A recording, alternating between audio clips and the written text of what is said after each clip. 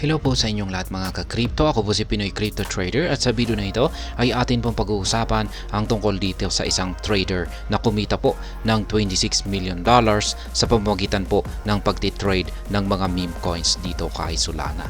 Kaya ayan, bago po natin alamin kung ano yung kanyang ginawa rito para kumita ng ganyang kalaking gain ay nais ko lamang po munang bigyang linaw ang aking disclaimer kung saan ang nilalaman po ng video na ito ay hindi po ito isang financial advice. For education and information purposes lamang po ang layunin nito. Maliban po dito ay nais ko na rin pong magbigay babala na wala pong kahit anumang group chat ang Pinoy Crypto Trader. At ayan, ang sabi rito ay by trading meme coins on the Solana blockchain, a trader with domain Paolo.sol made over $26 million. Kaya yan lamang po yung ginawa ng isang trader na ito. At gumagamit po siya ng domain name or pangalan na Paolo.sol. Yan, at kanyang trinade dito ay mga meme coins dito sa blockchain ni Solana. At sa kabuuan po ng kanyang pagtitrade ng mga meme coins na ito ay kumita na po siya ng higit $26 million. The trader started looking into the Bonk meme coin rate in early November of last year and decided to invest in the asset. Kaya yan, dito po siya nag-umpisa. Yan, dito kay Bonk. Noong umpisa ng buwan ng November nitong nakalipas na taon. Kaya dito po siya unang nag-invest sa meme coin na ito.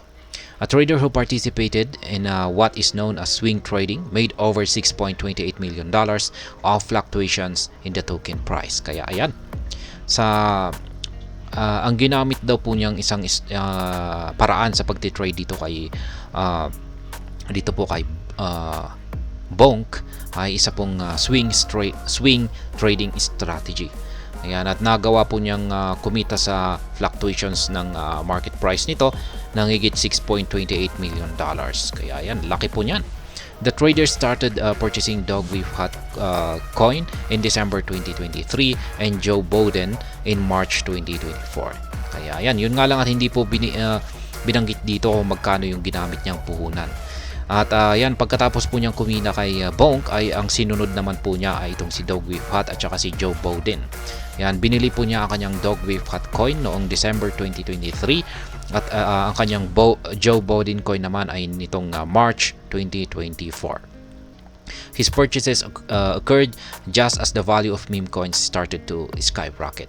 From trading coins, Paolo.sol earned $9.51 million and $7.04 million respectively. Kaya ayan, nabili daw po niya ang dalawang meme coin na ito bago po nag-umpisa ang mga ito na umangat sa napakataas na presyo.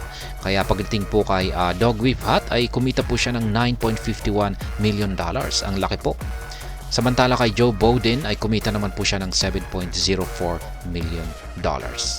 As per Look on Chain, the trader is still holding $7.6 million worth of Biden and $5.7 million worth of WIF positions. Kaya yan, base raw po sa Look on Chain ay hindi po binenta lahat ng trader na ito yung kanyang nabiling Dogwiffe Hot at saka Joe Biden, sapagkat meron pa siyang holdings na Dogwiffe Hot na nagkakalaga po ng $7.6 million. At Joe Biden naman ay na hawak po niyang token ay nagkakalaga ng $5.7 million.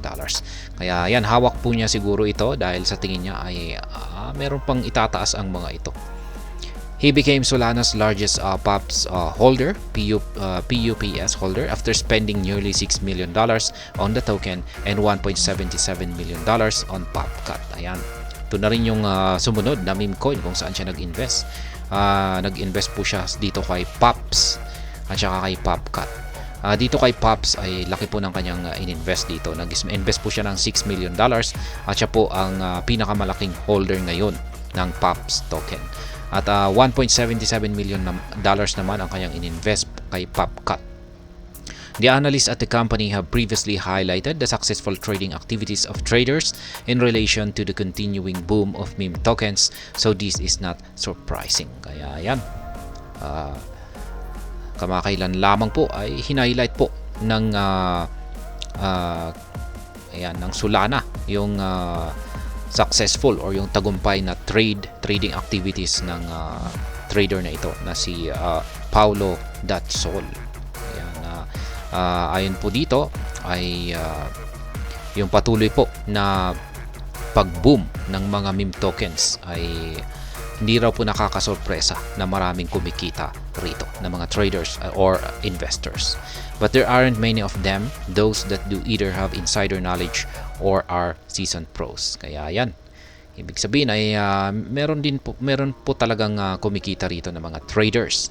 At hindi lamang po yung mga investor na may mga insider knowledge or yung mga talagang professional.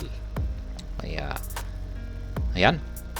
At hanggang dito na lamang po tayo sa video na ito. Sana po ay inyong nagustuhan ang aking paliwanag dito.